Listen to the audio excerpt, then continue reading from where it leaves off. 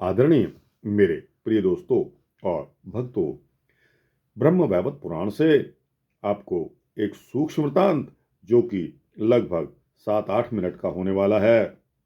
बहुत सुंदर वृतांत जो कि यशोदा माता के यमुना स्नान के लिए जाने पर भगवान श्री कृष्ण द्वारा दूध, दही, घी, मक्खन आदि का भक्षण करना, बर्तनों को तोड़ना और माता यशोदा का पकड़कर वृक्ष से बांधने का और उस वृक्ष के गिरने का तथा गोपियों द्वारा नंद जी का यशोदा को उपालंब देने का वृतांत, इसी के साथ ही नल, कुबर और रंभा को शाप प्राप्त होने तथा उससे मुक्त होने का यह सूक्ष्म वृतांत आपके समक्ष रख रहा हूँ। दोस्तों, 7-8 मिनट का होने वाला यह वृतांत बहुत ही सुंदर होने वाला है। आपसे विनती है कि बने रहिए इस वृतांत के अंत तक, आपको स्वयं इस वृतांत के बारे में समझ आएगा। तो दोस्तों, आइए बिना समय गवाए इस वृतांत को शुरू करते हैं। भगवान नारायण कहते हैं कि नारद, एक दिन नंदरानी यशोदा स्नान के लिए यमुना तट पर गईं। इधर मधुसूदन श्री कृष्ण दही, माखन आदि से भरे पूरे घर को देखकर बहुत प्रसन्न हुए।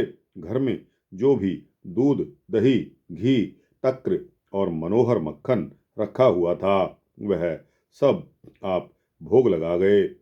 छकड़े पर जो मधु, मक्खन और स्वास्तिक यानी कि मिष्टान विशेष आदि लदा हुआ था उसे भी खा पीकर कपड़ों से मुंह पोंछने की तैयारी कर ही रहे थे कि इतने में ही गोपी यशोदा नहाकर अपने घर लौट आईं। उन्होंने बाल कृष्ण को देखा। घर में दही, दूध आदि के जितने मटके थे वे सब फूटे पड़े हुए थे या खाली दिखाई दे रहे थे। मधु आदि के जो बर्तन थे वे भी एकदम खाली हो गए थे। यह सब देखकर यशोदा मैया ने बालकों से पूछा, अरे, यह तो बड़ा अद्भुत कर्म है। बच्चों, सच सच बताओ, किसने यह अत्यंत दारुण कर्म किया है? यशोदा माता की बात को सुनकर सभी बालक एक साथ बोल उठे, मैया, हम सच कहते हैं, तुम्हारा लाला ही सब कुछ खा गया, हम लोगों को तनिक भी नहीं दिया इसने। बालकों का वचन सुनकर नंद रानी कुपित हो उठी और लाल लाल आंखें किए बैंत की छड़ी हाथ में लेकर दौड़ी। इधर गोविंद भाग निकले। मैया उन्हें पकड़ नहीं सकी। भला जो शिव आदि के ध्यान में भी नहीं आते, योगियों के लिए भी जिन्हें पकड़ा जाना अत्यंत कठिन कार्य है, उन्हें यशोदा जी कैसे पकड़ पाती? यशोदा जी पीछा करते करते थक गई। शरीर पसीने से लथपथ हो आया। वे मन में क्रोध भरकर खड़ी हो गई। उनके कंठ, ओठ और तालू सभी सूख गए थे। माता यों थकी हुई देखकर कृपालु पुरुषोत्तम जगदीश्वर श्री कृष्ण मुस्कुराए और उनके सामने आकर खड़े हो गए। नंदरानी उनका हाथ पकड़कर घर में ले गईं। उन्होंने मधुसूदन को वस्त्र से वृक्ष में बांध दिया। श्री कृष्ण को बांधकर यशोदा अपने घर में आई ही थी तथा जगतपति परमेश्वर श्री हरि वृक्ष की जड़ के पास खड़े रहे। नारद श्री कृष्ण के स्पर्श मात्र से वह पर्वताकार वृक्ष सहसा भयानक शब्द करके वहां गिर पड़ा। उस वृक्ष के सुंदर वेशधारी एक दिव्य पुरुष प्रकट हुआ। उस वृक्ष से एक सुंदर वेशधारी दिव्य पुरुष प्रकट हुआ। वह रत्नमय अलंकारों से विभूषित, गौरव वर्ण तथा किशोर अवस्था का था। स्वर्णमय श्रृंगार से विभूषित जगदीश्वर श्री कृष्ण को प्रणाम करके वह दिव्य पुरुष मुस्कुराता हुआ दिव्य रथ पर आरूढ़ हुआ और अपने घर को चला गया। वृक्ष को गिरते देख ब्रजेश्वरी यशोदा भय से कांप उठी। उन्होंने रोते हुए बालक श्याम सुंदर को उठाकर छाती से लगा लिया इतने में ही गोकुल के गोप और गोपियां उनके घर में आ पहुंचे। वे सब के सब माता यशोदा को फटकारने लगे।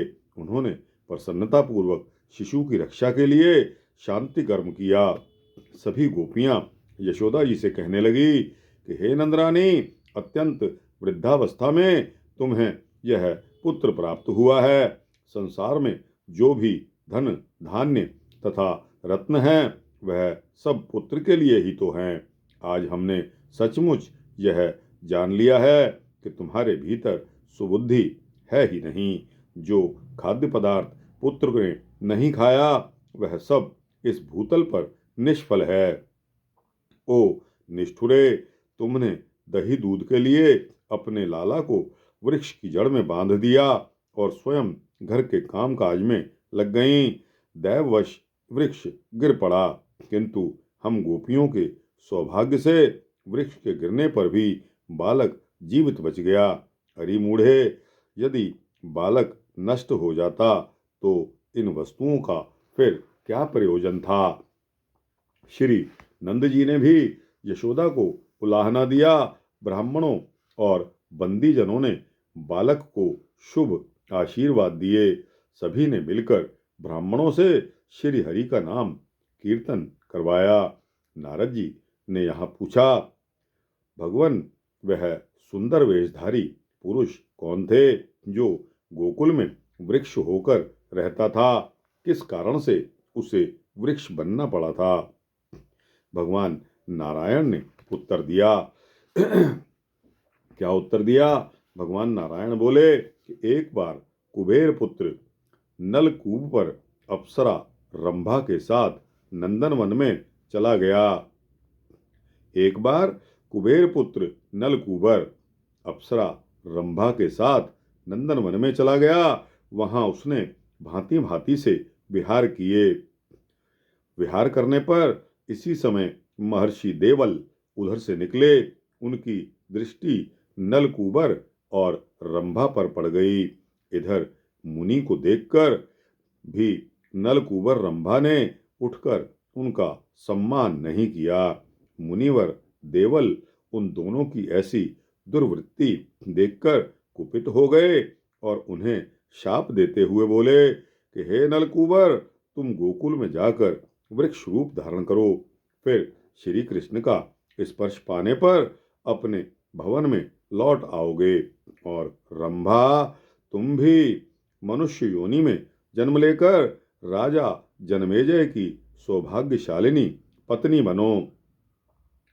अश्वमेध यज्ञ में इंद्र का स्पर्श पाकर तुम पुनः स्वर्ग में चली जाओगी। वह नलकूबर ही यह वृक्ष बना। और नलकूबर कौन था? कुबेर का पुत्र था। और रंभा ने भारत में राजा सुचंद्र की कन्या रूप में जन्म लेकर जनमेजय की महारानी बनने का सौभाग्य प्राप्त किया। जनमेजय के अश्वमेध यज्ञ में इंद्र ने महारानी को स्पर्श कर लिया। इससे उसने योगावलंबन करके देह को त्याग दिया और वह स्वर्ग धाम को चली गई। महामुने, इस प्रकार मैंने अर्जुन वृक्ष के भंग होने तथा नलकूबर एवं रंभा के शाप मुक्त होने का सारा वृतांत आपको सुना दिया। श्री कृष्ण का पुण्यदायक चरित्र जन्म मृत्यु एवं जरा का नाश करने वाला है। उसका इस रूप में वर्णन किया गया। अब उनकी दूसरी लीलाओं का वर्णन जो कि आगे आएगा आपको सुनने को मिलेगा। तो दोस्तों और भक्तों, यह वृतांत यहाँ समाप्त होता है कि माता यशोदा जब यमुना स्नान में गई, यमुना में स्नान करने के लिए गई, इधर पीछे श्री कृष्ण ने मौका पाकर दूध दही घी मक्खन आदि का भक्षण कर लिया और बर्तनों को फोड़ दिया। माता यशोदा ने उनको वृक्ष से बांध दिया। गोप गोपियों तथा नंद जी ने उलाहने दिए और कुबेर पुत्र नलकूबर को और रंभा शाप प्राप्त होने तथा उससे मुक्त होने की कथा मैंने आपको सुनाई।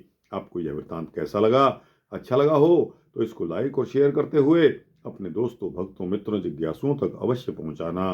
दोस्तों, कमेंट सेक्शन में अपनी राय भी देना और इसी तरह के वृतांत समय से पाने के लिए इस चैनल को सब्सक्राइब कर देना, तो आपको यह वृतांत समय से मिलते रहेंगे। जय श्री कृष्णा, जय माता यशोदा जी की।